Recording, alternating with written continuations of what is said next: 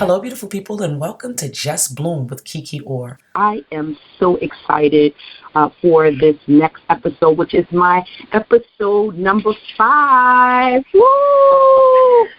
I'm really excited about that. In this episode, I am joined with the fantastic Dr. Sunne-Ryse S. author of Spiritually Woke. I'm going to get into her bio in a moment, but before I do that, we want to do like a wellness check. I'm just going to check in with Sunne-Ryse because when we first got on the call, I know that she said she has a little cold, and so do I. So how are you feeling though overall? I'm good. I'm good. I think, just with the changes of the season and having children that are involved in everything, and they bring their germs home with them. Yes. They do. They bring them home. It's interesting that we're starting there because as I was preparing for the call and I was looking reviewing the notes and looking at the book, I said, we are kindred spirits. And I didn't expect for us to both be sick and have a cold because I have one too. My Star had just got over being sick. She had like 102 fever of last week. So I knew it was inevitable that it probably would hit me. One, because she likes to snuggle and all of that stuff, which I think is amazing. Still at about to be 14 years old, she's like, can we snuggle? So it was going to happen. So I was like, we're kindred spirit, not just because we're sick, but as I was reading through some of the notes in the book, I was like, oh, she's telling my story. Oh, that's me too. So we'll get into that. But let me read the bio to everyone that's listening so that you can get a little intro to Dr. Sunne-Ryse S. Smith. She is an inspirational trainer, right? An inspirational trainer, speaker, mentor, and author. She is known for motivating people to live with a great sense of self-awareness and purpose in life. Throughout the course of her professional journey, Dr. Sunne-Ryse has been consistently described as a thought-provoking, intuitive, and results-driven facilitator with a gift of inspiration. She encourages people to think critically about their actions and supports them in using spiritual principles to create new pathways to a fulfilling life. Her mission is to inspire people to live out their God-designed purpose with confidence and joy. Dr. Sunne-Ryse holds a master and doctorate degree in psychology. She is also a certified school psychologist, certified transformational trainer, and ordained minister. Yes. Wow.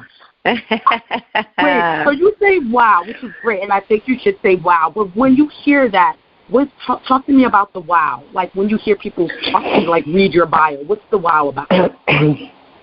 I think because when I hear the words in finality like that, I'm still remembering the journey to all of those things.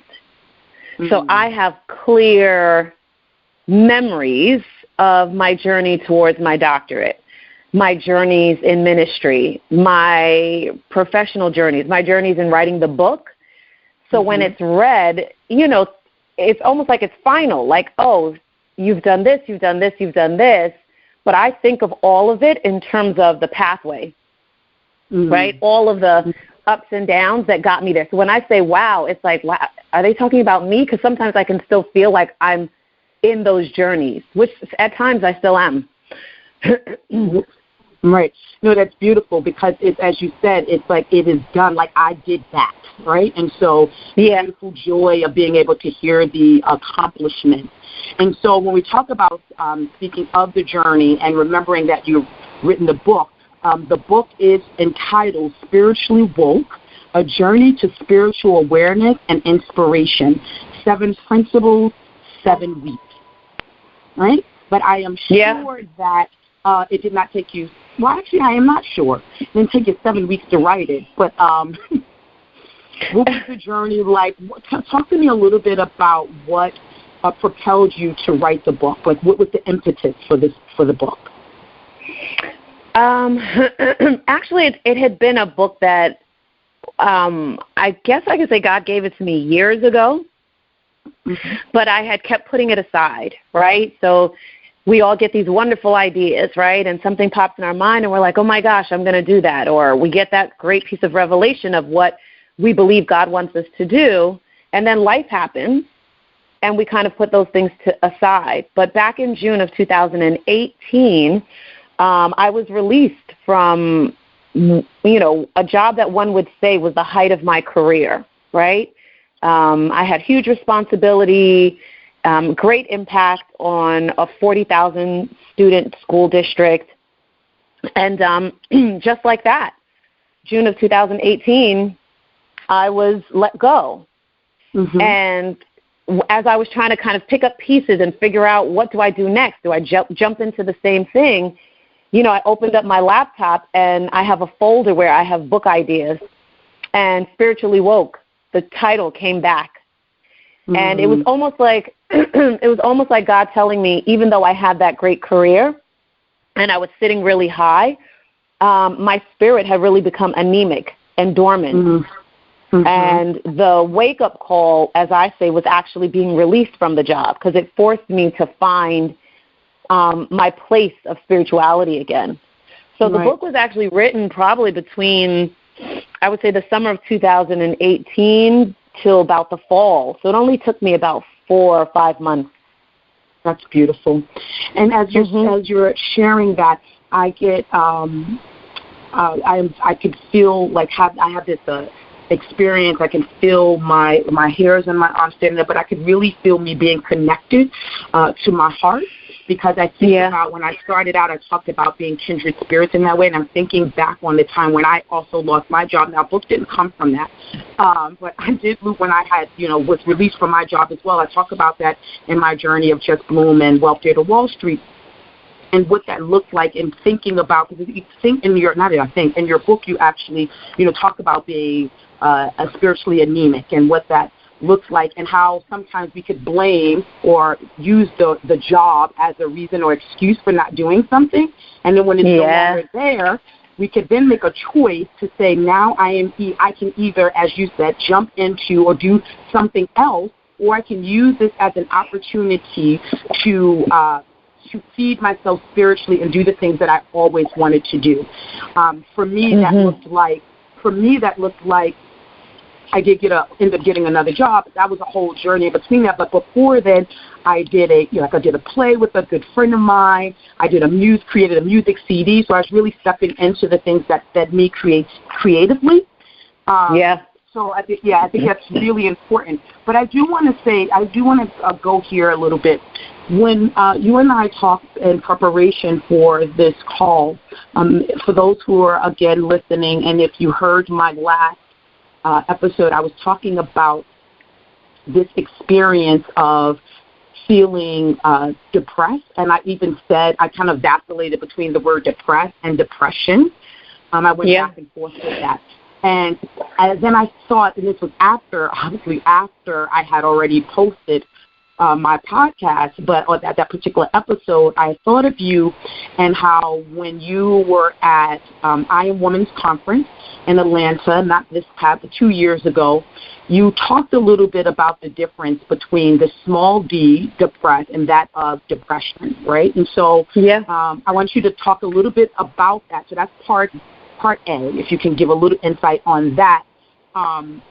But part B, I want to get into what that kind of that spiritually anemic, what that feels like, because I think that's what ultimately I have been experiencing. We'll talk a little bit more about that. But let's start with the small d versus big D, because I think that's the responsible thing for me to do as a follow-up, if I will, to the conversation that I had previous episode. Yeah, I think a lot of times, and there's just so much conversation in the world, and as well as it should be, around, mental wellness and mental illness. And, as a society, I think we're becoming more and more cognizant of just the emotional changes and challenges that we experience every day, and not hiding from it. So I think bringing clarity to the conversation is excellent on your part, because it allows people a safe space to really understand, where am I and where do I go next, given what I know now. So what that means is, like, when you think of the big D, that's like a formal diagnosis where you have gone to a clinical professional, psychiatrist, a social worker, a licensed psychologist, and they have gone through all of the necessary assessments and evaluations, and they have been able to say that where you are is you're in like a clinical depression, right? It is formal. They're able to check all of the boxes. They're able to indicate what your behaviors are, how long those behaviors have been occurring, and so forth. And that's necessary. I say the little d is depressed, right? And that is, we experience moments of sadness and disappointment. And we feel what I like to say bluesy, right? It's like bluesy. Mm-hmm. So, for instance, I was devastated the beginning of November at the loss of my best friend who passed away from complications with cancer. We were friends for 25 years. And I would probably say she passed away on November 1st. And I would say I'm just coming out of the fog, right? Mm-hmm. There were days when I didn't want to get up out of the bed, and so forth. And I think that was like a depressed lowercase d, right? Because I could still function. I was still getting up, but I was having moments where I couldn't control my crying. And I just really felt sad frequently. But it did not prohibit me from existing in my day-to-day life. And I think that's a good way of explaining the two to help your listeners to figure out, what they should do or where they are. Right. That's good. And also, we will say this up front is that the other way to figure out you is to also, if you're having those experiences one way or the other, is to be able to go and seek professional support and to absolutely right to do that. Absolutely. When we were talking a little bit before, I did realize, I think for me, I was experiencing more of the small d, but I was having this experience of loss, right? This experience of self-loathing. Who am I? This compare and despair. Why am I not further along than what I feel that I should be? Quote with the quotes around them, where I feel like I should be, because who am I comparing myself to? Right, that kind of thing.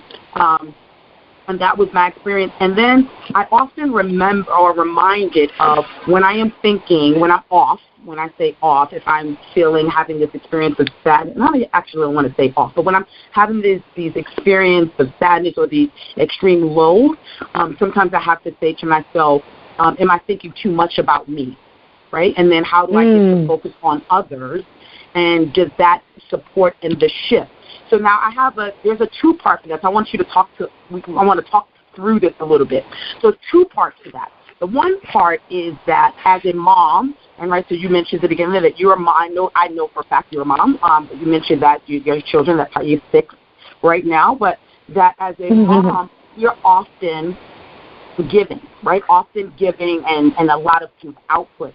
And so the thought of like, well, I get to take care of me, and what's wrong with me focusing on myself, right? So that's on one hand. And then the other hand is when it becomes too obsessive and I'm focusing on myself to the point where I'm sad, I'm self-loathing, I'm comparing and all of that. But I want to read this before you say anything. I want to read this. I'm in your book.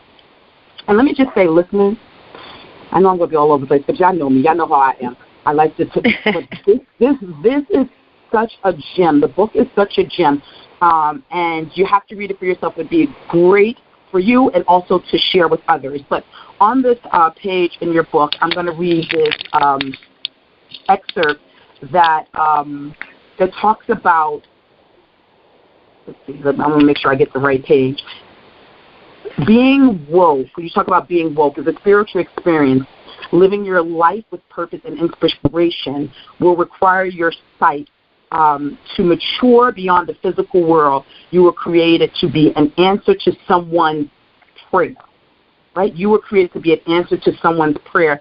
And I think for me, sometimes I go, well, what about being an answer to my own prayer? because I have this experience that I'm always an answer to somebody's prayer. What about being an answer to my own prayer? So I'm going to shut up because I said a lot, and I want to, I think these two dichotomies that I fight with. So I'd like to get your insight to that. Well, it's so true, right? Because we can swing in the pendulum too far one way or too far to the other, right? Where we're giving, and then we feel so depleted that we have nothing to share. Or we're hoarding all of our gifts and all of our talents so much that, like, we're overflowing, and it's almost like there's nothing we can do with it, even though we have so much. So what I reference when I'm talking in the book is this idea of self-awareness, this idea that to be spiritually woke, to understand that your life is a gift, is to be so aware of who you are on the planet, what your role is. And when I mean your role, some people get really caught up in that, right? Some people think, oh, well, my role is this title, or I was sent here to save all of these children, or I was sent here to figure out a solution to this particular problem. And I always tell people, before you can get to that level, you want to be aware of who you are from day to day, right? That when you wake up in the morning, if you come in contact with someone and your gut just goes, that doesn't feel right. Or you come in contact with someone and your gut tells you, ask this person about what they do. So we want to master that level of awareness, because in order to become a gift to someone, we want to think of the little gifts that we can become every single day. And so to answer your question, sometimes people hear that and they're thinking of the grand gift, right? I'm going to be on television, or I'm going to write a book and be a New York Times bestseller, or I'm going to be a millionaire, or I'm going to be this. And all of those things are fine, but I challenge people to say, how were you a gift today to the person in the grocery store? How were you a gift today to someone in your family? Because you're so aware of yourself that when your gut told you, just send a really nice text to this person, right? You just sent it. That is so. When you ask me the question about, I'm always an answer to someone else's prayer, when am I going to be an answer to my own? I think the answer to your own prayers happens in the really small times that we use our gifts. And we sometimes are only focused on the really big, massive times when we're functioning in action or contribution. Right. We're only thinking about, well, not only, I would say a lot of times we're thinking about, well, I'm thinking, I'll keep the focus on me. I don't know what everybody else is thinking about. But I'll be thinking about kind of, I don't know what y'all be thinking about. But I'll be thinking about sometimes, like, did I meet that major goal, right? Did I write that book, as you were saying? Is my bank account where I wanted it to be? And when those things, when I'm looking and measuring it from that aspect, then the sadness may come, because sometimes the answer is no, I did not do that. And then I missed kind of the things along the way, right? Which is that I did, for example, yesterday, called up a friend who hadn't spoken to a long time, or, gave the woman on the train $5, whatever it was that, like, moved me. But really it sounds, what I hear is like honing in on your intuition, your intuitive self, and like really doing things that move you or bring you joy in the moment that they bring you joy. But we kind of, it sounds like sometimes focus on can put those moments away as kind of, this is just a natural occurrence, like no big deal. Right? Like, no big deal. Like, but big deal, but not big deal. Like, big deal in the sense that I'm not looking for any accolades, or I'm not looking for anybody to stroke my give me a pat on the back. And at the same time, I want to be, as you said, aware of those moments. Oh, absolutely. Absolutely. And aware and trusting, too. So I trust Say more about that. More. I trust that in the moment for the little things, right? So I think it's so important I use this example all the time, and I use it often. When you go into a store, right, when you go to the store to do your grocery shopping, or you're in the department store, how present are you to the people working in the store? right? Mm-hmm. Many times we are living our lives on an automatic rat wheel. We get up, we do everything we say we're going to do. We go. And the role that I believe, or the work that God has me to do through my mentorship, is I get people to pause, stop, pay attention to the little things, right? So as you said, it's the intuitive piece, because then you trust that moment that you're at the cash register making small talk with the young lady or the young man in the grocery store, that whatever it is that you have to say to them in that moment is going to bless them, and vice versa. That the pause that you're taking, they may say something to you that would be the thing to set you free that day. Mm-hmm. But it requires it requires this level of trust that I am not just a happenstance on the planet. That the fact that I woke up this morning and there's breath in my body, there's something that I need to do today. And it may not be, Jay-Z, Oprah size. Do you know what I mean? Yeah. But whatever it is, the impact of it is necessary for myself and the people I'm going to come in contact with. Right. Reminding ourselves that we're here for purpose, on purpose, right? And that those things. There you go. And there was, and you said this in the book to kind of wrap on that, not wrap it, but to put the bow on that. And since you were saying, you said that the great revolution of it all is that the feeling uninspired or thinking you are on the wrong path has more to do with what is happening inside of you than what is happening around you. That's right. That's right. So if we become aware and we start to become aware of what's going on around us, so yes, you said that's right. So what was you going to say? Add on to that, or? Well, right. You know what it is? I tell people, we live in our society has gotten faster and faster. So you mentioned my doctorate in psychology. So what God has had me to do is combine my psychology knowledge with my spiritual knowledge. So a lot of what I talk about is psycho-spiritual, the connection between the mind and the spirit. And if we look at our society, so many things that we feed into our minds happen very quickly, right? So before, when you needed to, find out about your bank account balance, you had to call a 1-800 number, or you had to go into the bank. Now then you could go online, right? There was the internet. Now there's an app. So everything has become quicker and would give the appearance that it's convenient. But what it's actually done is it's caused us not to be able to take emotional and spiritual assessment of moments. Because you're moving so fast. Because you're moving so fast. So when I say sometimes what's happening inside of us, if we were to just stop and pause to what's happening around us, we could then, our mind is then able to process what's happening instead of us being in reaction to what's happening. But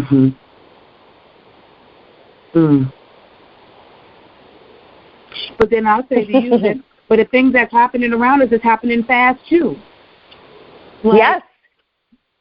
And so then so that's good. This is great because the things that are happening around us are also happening so very fast, so that I think that this starts to get into kind of some of the seven principles that you talk about over the 7 weeks, right? Because I think what occurs is that we have to be very intentional about our pauses.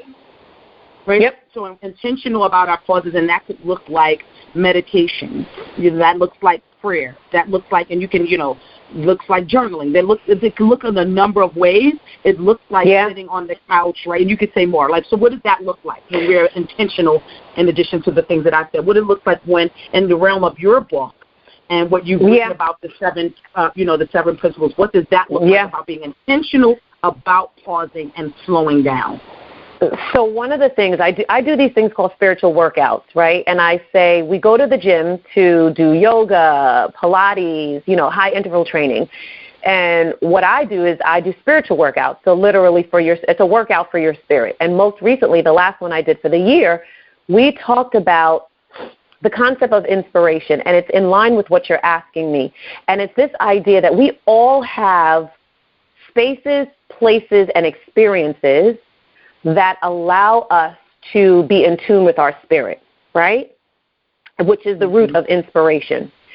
And so when you say meditation or you say any of those things, for some people that works better for them. For another person, it may be painting. For someone else, it may be listening. I'm a music person. So immediately when I want to feel centered or to kind of relax and slow the world down around me, I put on music. Because what it does is it forces my brain to slow down, listen to the words, hear the melodies, hear the harmonies, and all of that. So for each person, each of your listeners, if they were to stop and really think about the moments in their lives when they were most inspired, that means that experience is most likely in their DNA, right? So if someone is feeling uninspired right now, if they're feeling, you initially, we can go there now when you mentioned spiritually anemic, right? Where you're just feeling lethargic, you're feeling disconnected, you feel like nothing you do is working, there's a level of joy lacking in your life. And I tell people, when are the times in your life when you felt inspired, right? And when people start to say it, right? Oh, when I'm dancing, when I'm exercising, when I'm, doing community service, when I'm at church. I said, great. Now let's look at your life. And let me ask you, how often have you been doing those things? So let's do it, right? So you're going to ask me. I'm going to answer for you. So this yes, is what I want to hear. Go ahead. This is when I feel spiritually inspired. I feel spiritually inspired when I am connecting with people. Like literally just being able to sit down and to converse and have a conversation and hear about what you're up to and what you're doing brings me so much joy. Or if someone is looking to build something, whether it's build a business, create something, and I could support in that way. And that when I say support in that way, even just serving as a listening ear, being able to give some loving feedback around it, I get excited about that. Like it really, I can feel like in my body, I'm like, I can, it's like my workout. It's like going to, you go to the gym and then you come home and you're able to clean. If I pick up the phone and have a conversation with somebody and I'm just connecting with them and we're talking and we're feeding each other in that particular way, I can hang up the phone and I can clean up, I can do laundry, I can do all of that. And so the next part of your question was going to be, well, then think about when the last time you've done that. So in that case, that when I was having that experience of what I was about to cry, when I was having that experience of darkness, what was very clear to me was that I was not connecting with people in that way. It was not occurring. Now I have my daughters and I have my children who I speak to all the time. That excluding them, but like what I'm talking about is like these kind of these other, like on other people aside from them, and it just wasn't occurring. I was like totally isolating in that way. Obviously, I go to work and I do that, but I think I just wasn't feeling that connection, or I was having this experience of doing it but not getting anything back from it either, right? Like seeing others but not being seen, feeling others but not having the experience of someone feeling me. And then I was like, I don't want to do that anymore. So I'm just going to sit here, and and honestly, I was like, I'm going to go and I'm going to actually sit here and I'm going to see if anybody actually noticed if I disappear. And I'm like not disappear from the world, like, no, just to be very clear to listeners, there was never any suicidal thoughts, nothing of that nature, but just like if I am not connected, if I don't show up in certain ways, if I don't reach out, is anybody ever going to even notice? Wow. Well, here's what I would say. That is such a powerful, first of all, the level of vulnerability and honesty that you've shared with your listeners, for them to feel the freedom to find their own space or expression of what they may be going through is really amazing. And I think with everything that you've just said, I believe it's in your DNA. And what God usually puts in our DNA when we are not living it or expressing it are the moments when we feel the way kind of like you felt and what you've described. Mm-hmm. You know, we all are looking to be fully expressed, and full expression varies from person to person. Right? An artist who doesn't feel fully expressed, that artistry or that creativity begins to bottle up inside of them and eat away with them because they have no place to put it. Mm-hmm.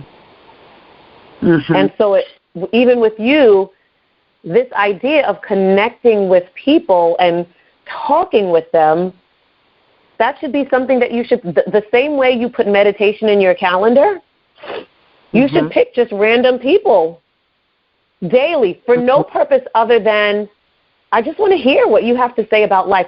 Because what you are actually doing, or what your gift to the world is actually giving people a space to share who they are. Mm-hmm. And that's your unique gift. Many times in life we look at what other people's unique gifts are and we covet it. Right. And we covet what someone else is able to do, forgetting or even neglecting that the very yearnings that we have is because God is looking to fully express him or herself through us. Right. Got it. So your desire and your yearning to like connect with people and hear about their lives, it's really less about you and more about what God wants to do through you. That's it. That's it. Yes. That's it. As you were saying, I wrote down when I'm not doing that I described about the connection, it becomes less about like me in that sense, or the people are feeling like you're not giving back to me, but it's more because I'm not doing it enough. Yes. I'm not doing it enough. I was not living in my purpose. And that's when things I'm very cognizant. When I was in the moment, I wasn't at the time, but like hindsight being what it is, I'm very cognizant that when I get into those moments, it also means that I'm going to dare say, like, not living in my truth. Like, I'm like, you're not somewhere, not the other. You're not feeding yourself spiritually. You're not doing the thing that you are designed to do. And again, it's not about just hitting those markers, as we talked about, those big markers, right? About writing a book, doing that. But it's those little things along the way, which is the connection. So, yeah, I wrote that down. That's exactly what it is. One of the things, too, that I think helps a lot of people in that space that you're describing is I tell people, ask yourself, is it a God idea or a good idea? Ooh, come on, come on, repeat that one more time. Is it a God idea or a good idea? Because a God idea belongs to you. A good idea is just a good idea, but it may not be designed for you to fulfill. Ooh. And many people are out there pursuing good ideas, but they're not pursuing God ideas, meaning the idea that God has given them. So in your life, can you share a concrete example for that when you had an experience of a God idea versus a good idea, and how that manifested? Oh, girl, please, yeah, right. It's the time when someone comes to me and says, "Hey, Sunne-Ryse, I was thinking we should do this together," and in my gut, I'm like, I'm not. It's a good idea, but I'm not really I'm not really getting the confirmation that, yes, this is what I should do. But because it was a good idea, I'm like, I have nothing to lose, so let me do it. And then in the course of doing it, whether that was starting books that were never finished, right? I have a few of those with people because it was a good idea. And then I was like, oh, we should do this. Or someone came to me, oh, we should do this. But then it was never fulfilled.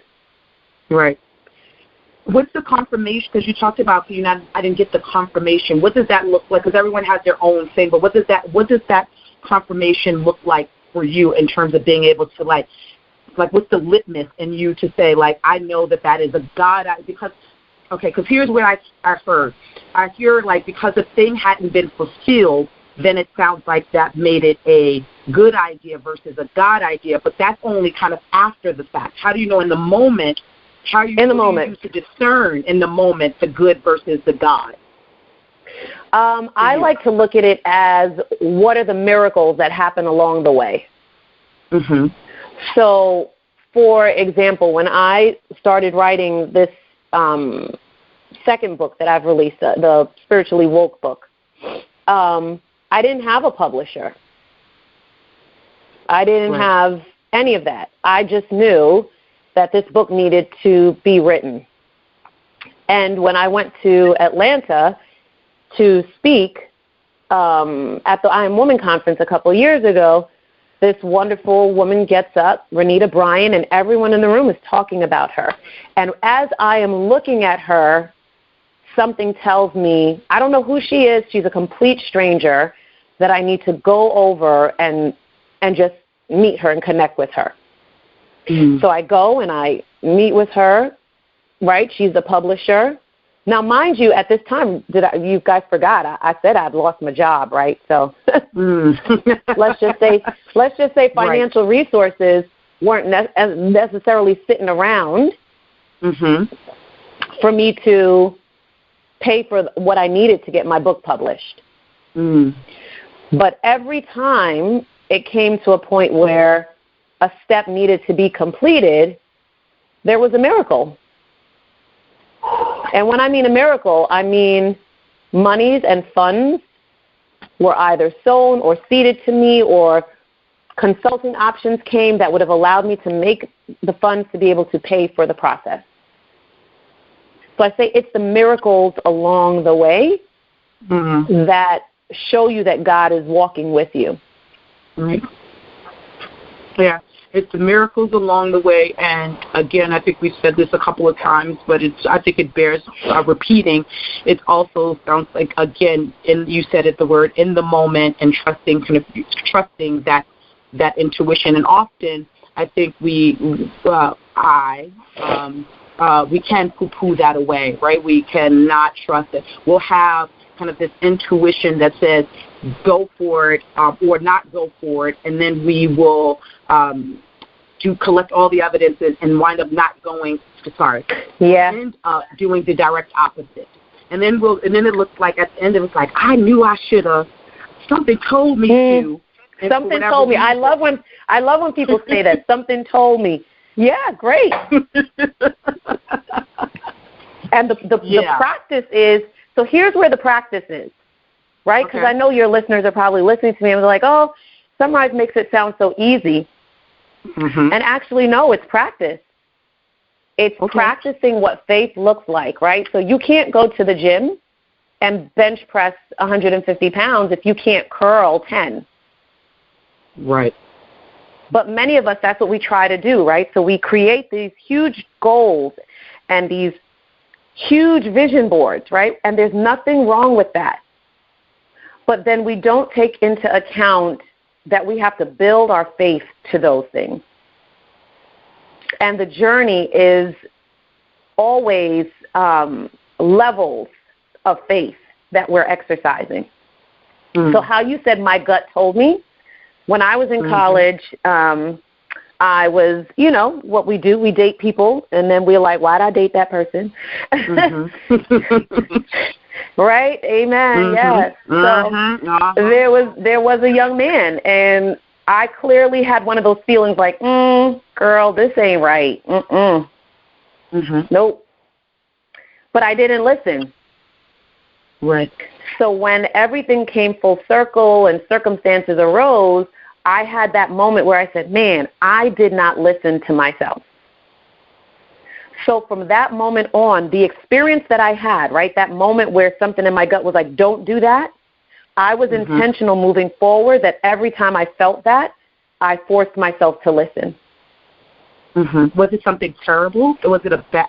Because, we've all dated, because usually when we have that type of experience, well, not, again, usually, but when we have experience that will have us be like, going forward, I'm going to be intentional, it's because something really happened and jolted us to be like, I don't want to have that experience again. I don't want to feel that again, and so I'm going to be intentional. Was it terrible or like a bad thing that occurred? Oh no, it was just I was embarrassed because I wasn't the only young lady that this young man had been with. Gotcha. Okay, got it. So yeah. Right. So how could I walk around and be surprised? Now I may not have known the specifics, but something was communicating to me like, "Girl, this ain't you."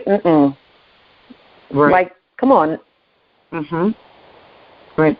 So from that moment on, I paid attention to what was that feeling that I had?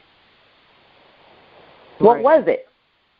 And then moving forward, anytime I would feel that way, not just in relationship, but about a job or driving in the car and saying, I don't think I'm going to take that highway. I think I'm going to go the other highway. I would immediately just listen. Right.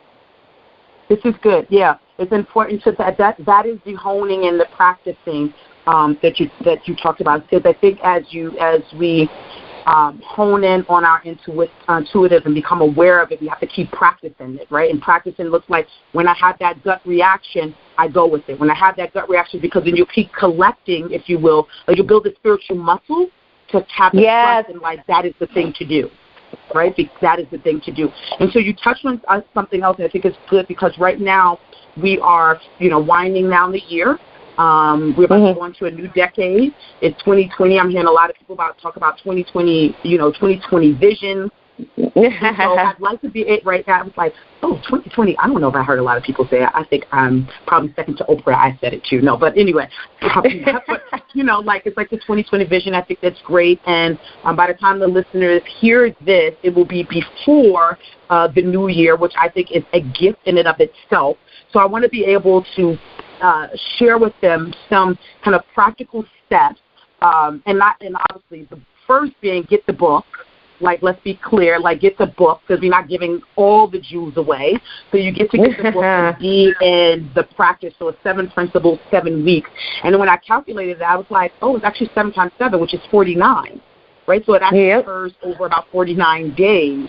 What I love is that that like each of the principles, and I'm not going to get into what they are specifically, but it talks about belief being one, right? It's like it elevates. It's the belief, the senses, your gratitude, your thoughts, your words, and then based on that work that you begin to do, there's a transformation that occurs, and then you get to be out in the world contributing in that way. So I want to be able to, as people begin to set their goals with these real big visions, and we down, right, Sunne-Ryse? We down for lofty visions. We here for that, right? Absolutely. Lofty visions, right? And I do. What's the end part to that? What's the end part? And in doing that, what would you offer that they do in thinking of their big lofty visions too, from a kind of a spiritual standpoint? Yeah, I would say when you think of your big lofty visions, I always tell people to ask themselves, who would they need to become to achieve it? Mainly because who you would need to be to experience and achieve those big lofty dreams and visions, God is going to test you on the journey to develop it. So, for instance, for me, on my journey, some of the things that I've learned about myself in the last couple of years was around patience, gratitude, joy, humility, right? Now, if you had told me 2 years ago that those were characteristics that I needed to develop, I would have told you, oh, heck no, I'm good. I'm good. But in the process of growing to where God is taking me, I realized, I guess I wasn't as patient as I thought I was. I wasn't as humble as I thought I was.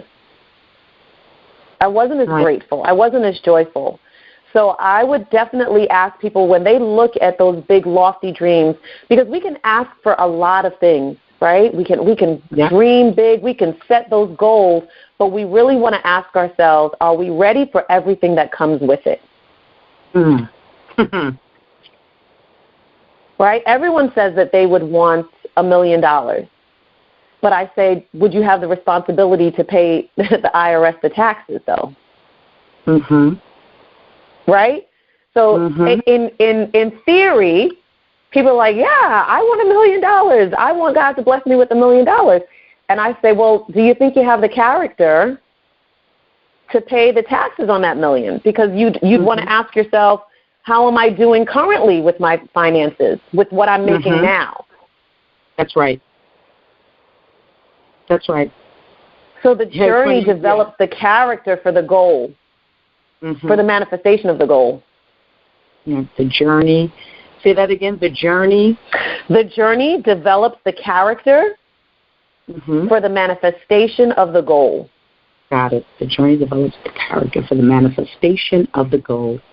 Yeah. Yeah. That's one of my favorite things is that the journey, not the destination. And obviously we all want to get to the destination, right? But the journey along the way is so beautiful. If you've ever taken, a car ride or, a long car ride and you're like, I'm looking to get to this particular place, but if you take the scenic route, it's like, wow, that was so beautiful, like being able to go along the scenic route. But that it's only beautiful if you are if you're aware. When you are aware, right? Because there's many of us that could be like, I think in the book you even talked a little bit about that, right? Be like being alive but not living, right? So you could be driving and going through but not aware of what's to the left or to the right of you. Come on with it. Exactly. And that's how most of us are living our lives, right? We're living for the manifestation of the goal, but we're missing the beauty in the journey. Yes. Yes. And so when challenges and tribulations come, we get stuck or we get frustrated or we start to beat ourselves down because we're under the assumption that in pursuit of this goal, everything is supposed to line up and be perfect. When in actuality, it's the rubbing of us. It is the molding of us as clay to be that thing that we are like aspiring to be. Right. And then we get to check when I tell you that journey is man, if we just ground ourselves in trust and quiet ourselves when chaos is falling all around us, you truly feel the presence of God, because there's a peace where you understand I'm not these circumstances. Right. Right. Because often, chills for that. Because often we want to rush through that, right? We want to not feel that. We want to not experience that. So we'll do everything. I'll do everything to not feel that feeling or have that experience. And so then I began to do things really quickly. Let me make a decision. Let me do that because I don't want to be still and sit with the feeling of or the uncomfortability of it. But the moment that I actually give myself the grace and I sit with it is where the clarity comes in, and then I get to recognize, as you just said, that I am not my circumstances, right? That I am not my bank account, that I am not my failures, but these are things that have occurred, but who I am is a child of God. Who I am is on this earth on purpose, for purpose. And then I get to see those things, the things that just have occurred, and I get to take a different direction or course of action. Oh, yes. Oh, man, when I tell you that is my dream and my hope for everyone on this planet to come to the fullness and the knowledge of who they are in God, that everything around us is temporal. It's temporary, but who we become is eternal, right? And what does that mean? The legacy that we leave after our physical bodies go from this planet, that's eternal.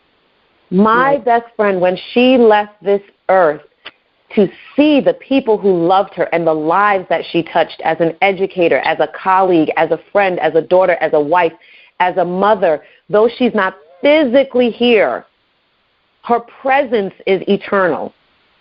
And that is my hope, that people will get to that place where they recognize all of this around this is God is bigger than all of it. Right. Yeah, and I did want to, and I know I've said this to you because I know you, so if I probably text on Facebook or probably on Facebook to reach out to you to say that I'm sorry for your loss. But it didn't get lost. It got lost on me when you said it at the top of the thing because I was present. So I am my sincere condolences for the loss of your dear friend. I know that is a challenge, and I am deeply sorry for your loss. And Thank I'm grateful to hear the impact that she's made in the world. So, yeah. And even in that, right, even in coming to the revelation of that, I changed my thinking because for a very long time I was like, I felt lost. And then I told myself, I just brought myself to a level of awareness that I brought myself to gratitude. And I kept saying, God, thank you. Thank you that I had a friend like that for 25 years, what most people dream of, and I had it. That's right. So I may not have it anymore in the physical realm, but man, like, so I switched from this mindset of what I'd lost into remembering with gratitude what I had been blessed with. Amen to that. And I think what's so beautiful. Think when go ahead. No, please. And I think even in this conversation as we talk, and it's such a beautiful conversation for people now during the holidays, right? Because so many people are dealing with, loss of loved ones or loss of relationships and so forth. And we can, the conversation started at the top with depressed and depression, right? So even if we bring it back full circle, this idea of looking to life in a way that brings us up. Now, for those who are suffering with severe depression and clinical depression, I would not necessarily apply what I'm saying, mainly because it's something different that requires something more than just thinking happy thoughts. And I don't want anyone to ever misconstrue that, right? That's right. What I'm saying for just our regular everyday people who are going through life with minor frustrations and disappointments, there's a way that we can bring ourselves to a place of gratitude that calls us up as opposed to thinking thoughts that draw us down. That's right. That's right. I have a great mentor a few years ago who used to say things like, is it, like you said, you have the saying that says, the God idea or good idea. He used to say, is it draining or is it energizing? Is it draining or is it energizing? And I think about that. When I remember, I could apply that to like relationships. Is this draining? Is this decision that I'm going to make? Is it draining to me, or is it energizing? Or how much do I have to muster up to be able to have this conversation with this person? Like, but how deep do I have to really dig? And I'm like, oh yeah, I'll take a hard pass on that. Right? And it's not to say that there are people who are worthy, that there are people that I get to dig deep for, because I'm not saying that either.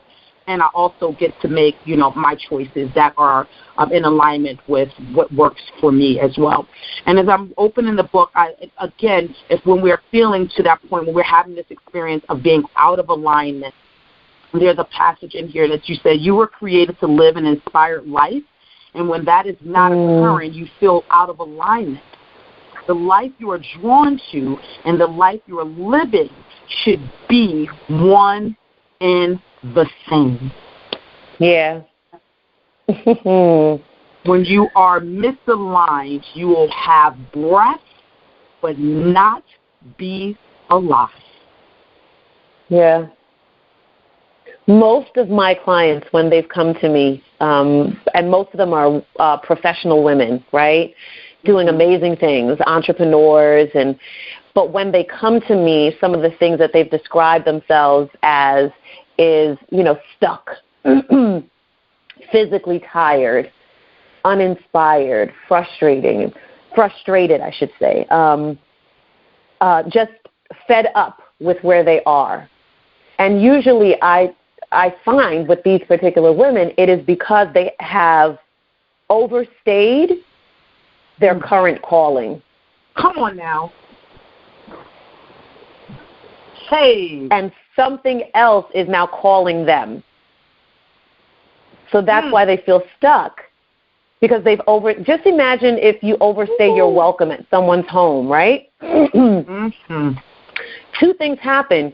You start to feel like you're no longer welcome there anymore, but the other individuals don't want you there anymore either, right? Mm-hmm. Mm-hmm. And so when we find ourselves in these spaces and places, personally and professionally, so not just in the workplace, but even in relationships, we start to feel, there's this feeling of like, I don't fit here anymore. Mm-hmm. And I say that's usually because God, the universe, your purpose, it's calling you to the next destination on your journey, but you're fighting to stay where you are. Woo! Come on now, talk to me. Yes. Yes.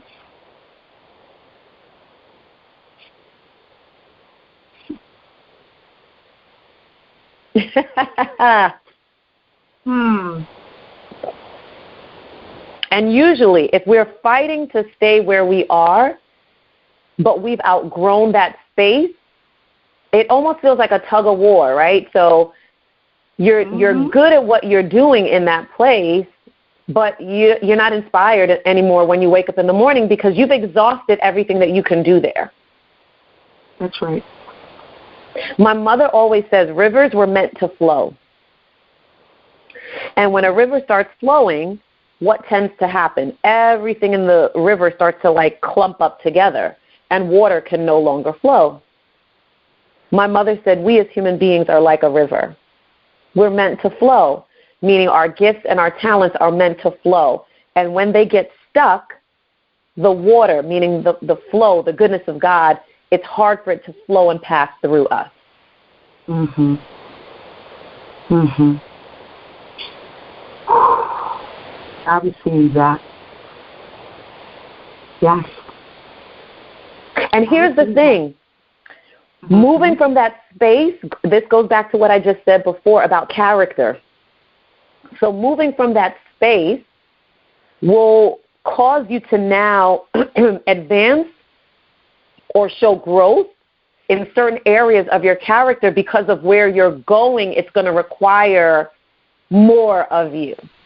That's right. So it wasn't that I was not a humble person, but where God is taking me, the level of humility I need is going to be far greater. The level of patience that I'm going to need is going to be far greater. My level of joy and gratitude is going to be far greater. So it's not to say I didn't have those things. But where I'm going, I needed to ratchet up a next level. Right? I needed to go from curling 10 pounds or 20 pounds to curling 35. That's right. Right, because that's perfect. Because when I think about the analogy that you just used, right, about the kind of the curling the 10, you first had a while ago said you can't do 150 or 200 if you can't do 10. But then on the flip side of that is that if you've done 10, after a while that starts to feel like child's play, right? It's like you'd be like, imagine, like, at first not being able to do 10, and then you're doing it for a year. After a while, you're like, this is boring. This is a snooze fest. I need to move on. Like, I'm looking for, then that's when it's like, I don't want to do this anymore. This is sad. Why am I not moving? I'm feeling stuck, right? Because it's requiring you to get heavier weights. It's saying it's requiring to get heavier weights. It's requiring you to get heavier weights also because the lifting that you're going to have to do outside of the gym, come on, the lifting you're going to have to do outside of the gym, the muscle has to be stronger. And so you've reached the highest that you can go at 10 in the gym and outside of the gym. So the work that needs to get done outside of the gym, maybe there's someone that needs you to lift them up. That's right. And so you're preparing, like, there's so many ways that God connects all of these things that are happening in our lives. If we're willing to be aware. Just pay attention. Be aware, pay attention, but you also talked about having the trust, right? Being trusting. And so I do want to say this because I'm there with, we make God references a lot. And I know that there are people who have different religious beliefs, and I had me think about. I was thinking about how when I was growing up, that there were. I didn't even know what the word spirit, like for me, like when people say I'm spiritual, right? They will, I feel like that we didn't even say that, right? You were either a Jehovah's Witness, you're a Muslim, you're a Baptist, you're a Christian, or either you didn't believe or atheist, whatever, right? And now, and I'm going to say, and now there's the evolution. There are people who may not necessarily go to church or go to that, but they have, they're spiritual. And so I just want to say, like in your book is called Spiritually Woke. It's not necessarily, it doesn't like have a cross on it. It's not talking about a specific religion. So I just wonder if you could give a little bit about that in terms of how, or maybe can't say how you'll answer that, the inclusivity of it, despite where you are in your religious aspect. So if you could just share a little bit about that too. Oh, absolutely. I think I was very blessed. I know I was extremely blessed to be raised in a home and a family, particularly my mom, who has walked many faiths, and she is a Christian pastor. I am a Christian. However, she has also taught us that God is bigger than any one religion, and that basically God finds each and every one of us wherever we are.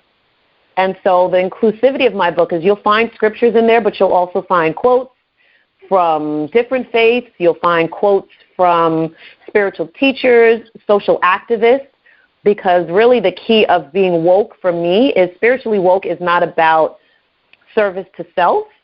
The wokeness part is about being aware so that you can do good on the planet.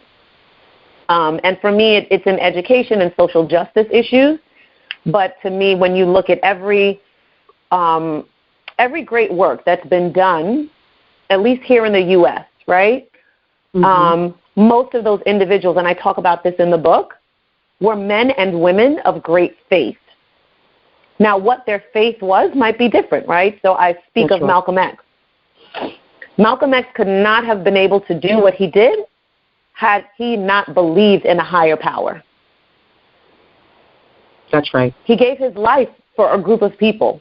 Martin Luther King, a man of faith, meaning there was something far greater than him that propelled him, that encouraged him, that supported him. Because let's be clear, those men had moments of fear. They had moments of weakness. They had moments of disappointment. But they always came back to something greater than who they were that would have them keep going. Right. So for me, trusting in God is really important. Having a level of faith. What that faith is may vary from person to person. But that's why I start the book off with believe. What do you believe? Right. What do you believe? I love that. Yes. Yeah. So for all the listeners out there, it is all inclusive. It's for everyone because it is about being bigger than ourselves. It's about the gift that we get to be to others in the world. So I think that is absolutely beautiful. And the book, again, so I will say this, that I get to now get into the 7 steps and the 7 principles over the 49 days, and you actually give some kind of advice as to what that looks like for people. So that may look like a, I want to say like a detox, like not maybe being on social media a lot. I don't want to give it all away. I need to get the book and read it and go through the 7 steps and the 7 principles, I should say, in the journey. I will say that for me, having come out of the space that being on the other side of what I was experiencing as, my sadness and feeling experience of depression, having been depressed, what I have done is began to start my chanting again, or at least I put the practice in to be able to go and do that. In fact, tomorrow I get to start that up again. The other thing is, one of the questions you had asked me when we were preparing, I was talking about therapy and stuff, and hadn't been in a while. You said well, why not? Or have you gone? I will say that I have, since my last podcast, that I did make an appointment with a therapist based upon someone who this is why this is so beautiful in terms of the podcast, because someone heard I put my episode out there. There were quite a number of women who reached out to me and shared their therapist with me. And so wonderful. I was able to contact, and I have one planned for the new year. Also, the thing that I had set up is there is a tea room that I'm doing some spiritual work with the woman, where I'm setting kind of my goals over the next 90 days, if you will, with the coach. So those things, like putting those practices in place, what I get to be very mindful of as I'm doing that too, because it also sounds like a lot. It's like you go from that, and now you're about to start chanting. You're about to do this the 90 days. You're about to do this, right? Start to be like, okay, now, girlfriend. But what I do know about me is that those are, to me, are the foundations. Right, those are the foundations that get to support me, because they're all, for me, the spiritual work. Right, it's like I could do the 90 days and the goal setting and the vision for all those planning for the 2020 vision. I can do that on top of the fact that I am chanting. On top of the fact that I now have someone that I get to talk to, who will be a therapist. Right, so it's not like just that, but I'm doing my spiritual work as well, and that is important, I think, for me. Yeah. Agreed. Yeah, I'm so excited. So you, we know that you're spiritually woke and you did the work. So how can people stay connected with you in terms of where can they find you? How do they get your book? And do you have, can people wake up and be spiritually awake with you on a daily basis, a weekly basis? What does that look like? Awesome. So they can find me. My handle is at Doc, D-O-C, S-U-N-N-E. So that's my handle on Facebook, as well as on IG, on Instagram. They can go to my website at www.drsunnerys.com. That's www.drsunrise.com. And in the new year, wonderful things will be happening, and I will have a wake-up call podcast that's being released. Yes. So in line with waking up to life, right, my name is Sunne-Ryse. It's a new day dawning. How do I help people wake up to life? So just as you said in the book, people are breathing, but they're not alive. So they'll be able to find weekly inspiration in waking up to life. And once again, spiritual workouts will be every other month, so they can go to the website and find out about that as well. Yay, that's awesome. So we get to wake up with Dr. Sunne-Ryse. Yes. Yes. I love that. Is there anything, well, actually, I'm going to just try this. We'll just see. Because it's what I fear to do.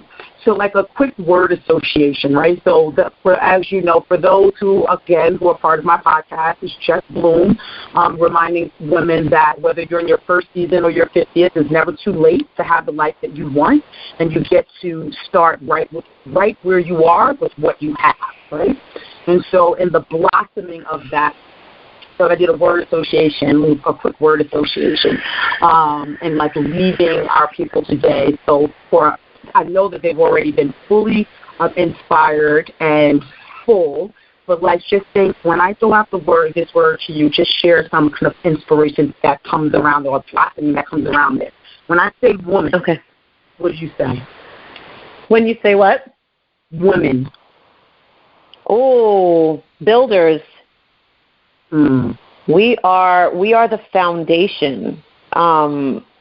Women literally create the structure, right? We are the strength. We are the foundation by which other things are built and developed.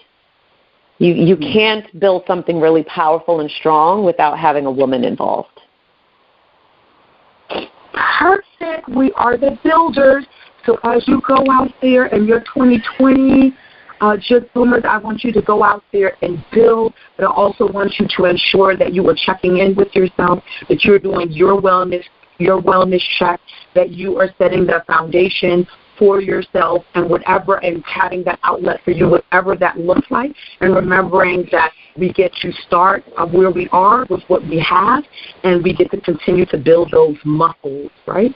And we get to step outside of our comfort zone, if you will. It may feel a little bit uncomfortable, but that's just because it's calling you to a higher purpose. And I love what Dr. Sunne-Ryse said in terms of being able to ask yourself. Remember, ask yourself, is this a God idea or is it a good idea?